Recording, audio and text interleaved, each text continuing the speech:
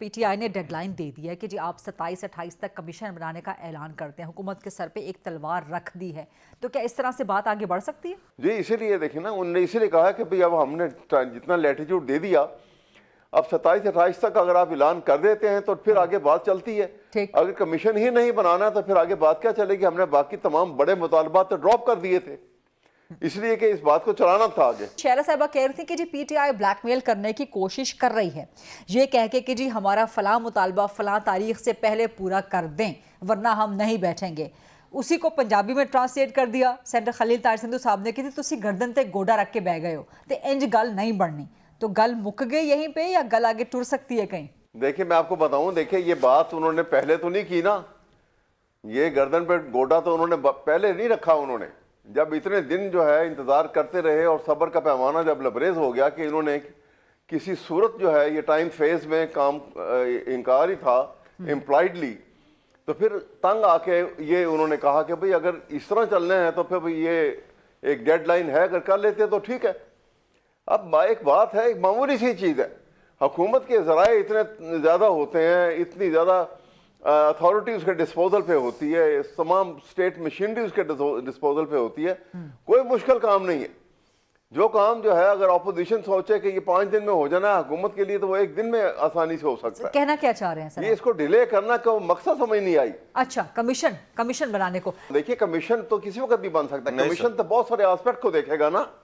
دیکھیے نا, ایک کلیئرٹی پیدا کرنی ہے, ایک بون آف کنٹینشن بن چکی ہے اپوزیشن اور حکومت کے درمیان بہت سارے معاملات کے ساتھ. ایک یہ بھی بہت بڑا ایشو ہے, اور اس ایشو کو بائی نیگوسیشن سیٹل کرنے کے لیے ہم ایک ایسی بات کو بنیاد بنا رہے ہیں کہ بھئی کمیشن سے کریں. بہت سارے آسپیکٹ ہیں اس کے, جب ٹی او آر بنے گی تو ٹی او آر میں بہت ساری چیزیں اس کے ہوں گی جو کمیشن کا کور کرے گا, جو آپ کی ٹرائل سے متعلقہ نہیں ہے.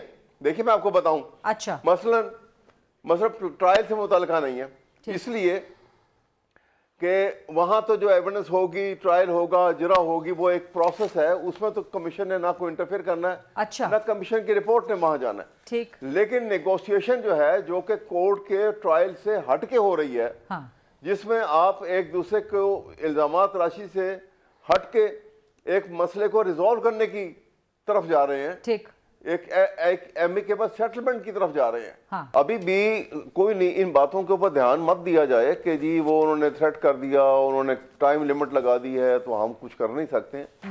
جو کام کرنے والے ہوتے ہیں وہ دیکھیے اس کا بینیفٹ جو ہے وہ حکومت کو جائے گا زیادہ. اچھا وہ کیسے؟ کیونکہ ادروائز کرائسس کی شکل میں تو پھر وہی ایجیٹیشن اور وہی جو ہے پروٹیسٹ کا سلسلہ جو ہے وہ تو چلتا رہے گا. لیکن سر ایجیٹیشن بھی پی ٹی آئی نے کر کے دیکھ لی, ایجیٹیشن بھی کر کے دیکھ لی, کچھ فائدہ نہیں ہوا. یہ تو خیال ہے. اچھا نہیں, یہ اگر ایسا سوچے نا, میری بات سنیں, اگر حکومت ایسا سوچتی ہے کہ کر کے دیکھ لیا اور کچھ نہیں بن سکا تو پھر دیکھ لیں. اچھا یہ پاکستان ہے, کھلی دھمکی ہے, کل نہیں بنا تو اب بن جائے گا.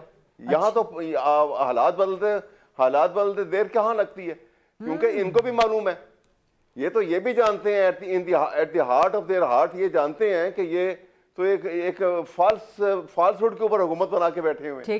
جب معاملات آگے نکل جائیں گے ایک دفعہ, یہ لوگ جو غربت سے اور مہنگائی سے تنگ آئے ہوئے ہیں ان کی تعداد جو ہے وہ 55% بلو پاورٹی لائن کے اوپر جا چکی ہے. سر یہ اسی کا باہر نکل آئیں گے تو کوئی روکنے والا نہیں ہوگا.